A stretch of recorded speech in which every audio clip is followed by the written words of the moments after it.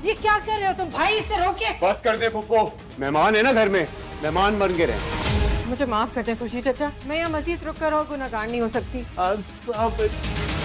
आज मैंने वो किया जो मुझे बहुत पहले कर लेना चाहिए था, नहीं तो इसकी ये जरूरत नहीं होती। क्या किया आपने? आपने दादा के चहीते पोते को घर में आने से मना कर दिया।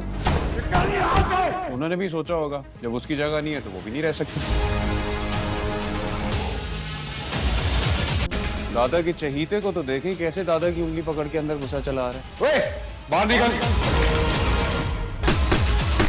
मैं अपने अल्फाज दोहराना नहीं चाहता, लेकिन ये अंदर नहीं आएगा। अनस के दादा को हॉस्पिटल से डिस्चार्ज तो कर दिया जाता है, लेकिन अनस को ये बात मालूम ही नहीं होती कि उसका ताया उसको घर में बिल्कुल भी बर्दाश्त नहीं करने वाला। अनस जैसे ही अपने दादा और अपनी फुप्पो के साथ घर पहुंचता है तो मुरसलीन और उसके बच्चे यही बात कहते हैं कि दादाजी तो यहाँ पर आ सकते हैं, लेकिन अनस की इस घर में कोई भी जगह नहीं है। और मुरसलीन भी यही बात कहता है, मुझे अपने अल्फाज दोहराना बिल्कुल भी पसंद नहीं है, मैं कभी भी अनस को इस घर में बर्दाश्त नहीं करूंगा। और शयान का गुस्सा जब हद से ज़्यादा हो जाता है तो वो अनस के कमरे में जाकर उसकी चीज़ें उठाकर लाता है और सबके सामने उसकी चीज़ें फेंकना और तोड़ना शुरू कर देता है। तो अनस की फुप्पो यही बात कहती है, शयान तुम्हारा दिमाग तो नहीं खराब हो गया, ये तुम कैसी बातें कर रहे हो। और शयान अपनी फुप्पो को यही जवाब देगा, आप इस घर में मेहमान हैं तो मेहमान बन कर रहें, लेकिन घर के मामलात में मदाखलत मत करें। और जैसे ही अनस की फुप्पो अपने भाई मुरसलीन से कहेगी कि आप शयान को रोकें तो वो भी शयान को नहीं रोकता। तो आखिरकार ही अनस का दादा जो अब तक खामोश खड़ा था वो यही बात बताएगा,